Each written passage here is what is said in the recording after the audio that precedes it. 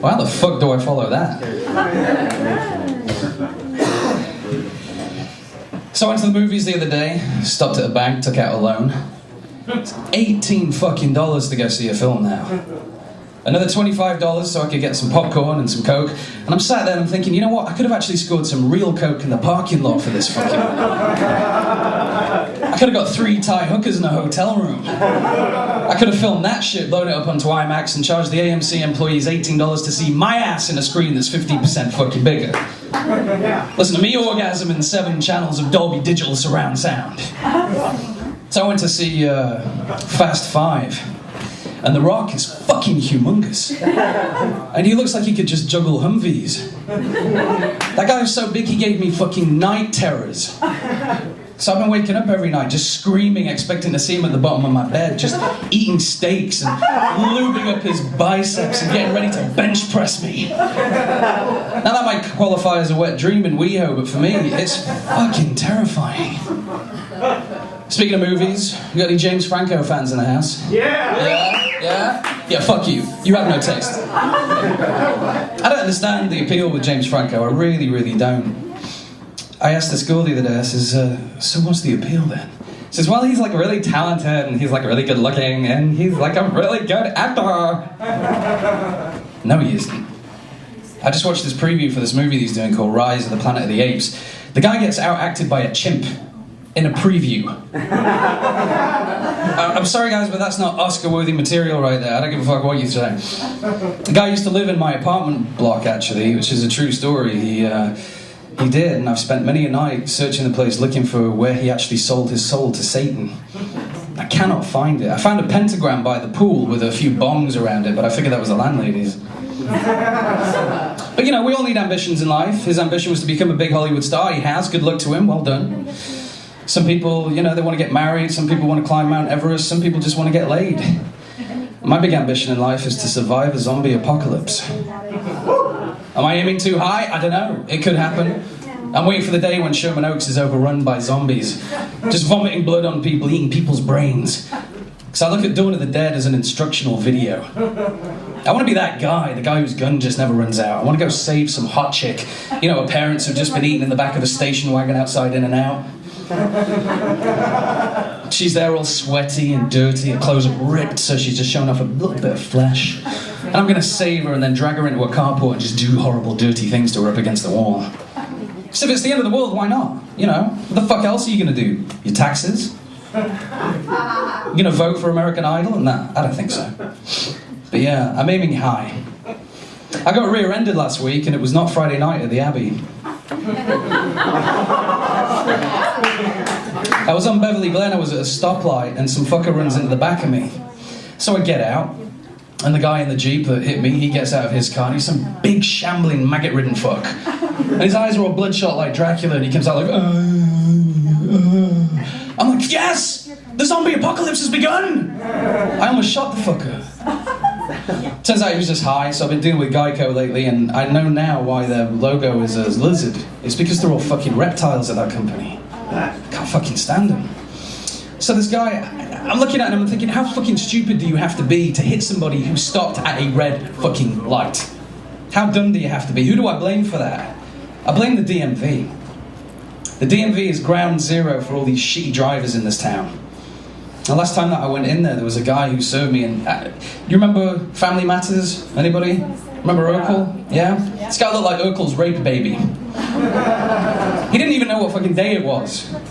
I said, what time did you start your shift, fella? 9. It's 4 o'clock, you still haven't figured out what fucking day it is. Maybe he was starved of oxygen as a child, I don't know.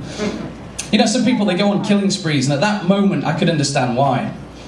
And if I went on a killing spree, you know, these people, they go to kids' places, they go to picnics, they go to schools and everything, they go to office workers and shit. I wouldn't do that. I would start at the DMV and I would do the world a favour and I would just wipe out as many of them as possible. Clickety-clack, pow-pow!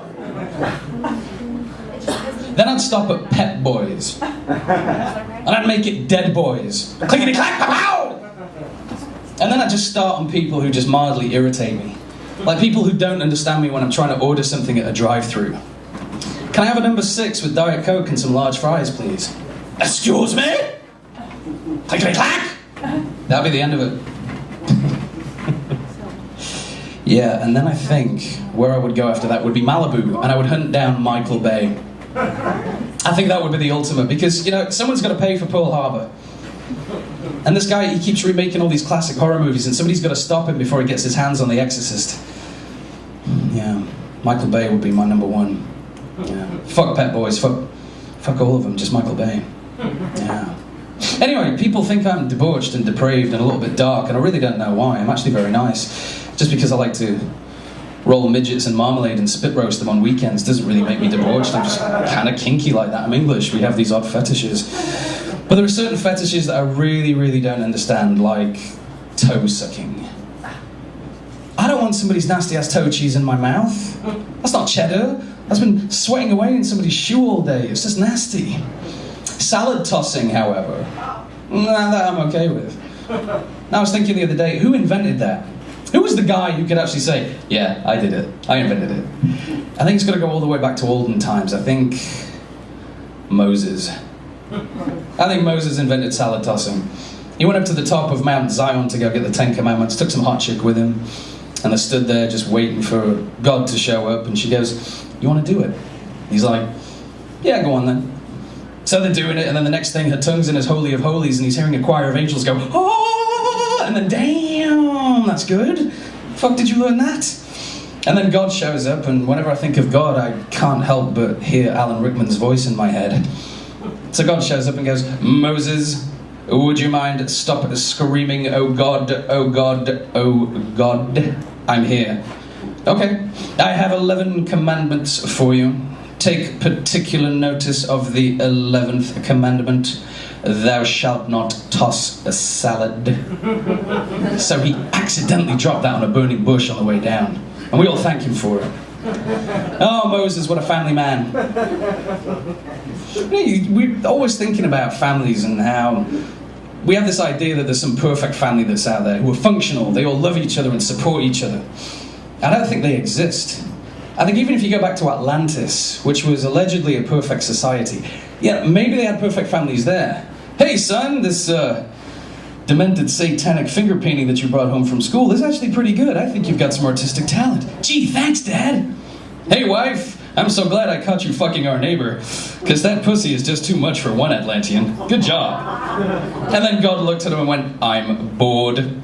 I want explosions, I want drama, I want conflict, I want lies about dinosaurs having WMD so we can go over there and invade them and wipe them out. Right, I shall drown you bastards. So he did.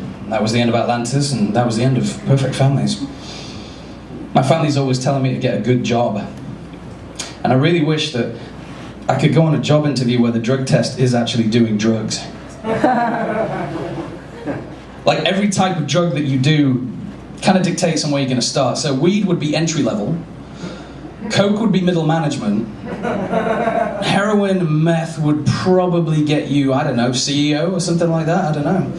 You know, but you could be there, you could be filling out the forms with the HR girls and they're just smoking weed and you're like, so what's it like working here? Cool. Nice, I'm going to like it here. And then you go in for that final interview and you're like, oh, so the drug test came back then, yeah? Great, so clean, so when do I start? Monday? You ain't gonna start here. We did your drug test, it came back that you've never done any drugs. You don't drink, you don't smoke, the amount of people you've had sex with, you could count on one finger. The other 4 you just use for ballast. That ain't the kind of element we want here in Bank of America. Why don't you fuck off over to Greenpeace with all those other do-good losers. I'm Chris O'Neill, you guys have been fabulous, stay dirty. And I hope Pacquiao won. Adorable! I love his accent. I like how he said fetishes.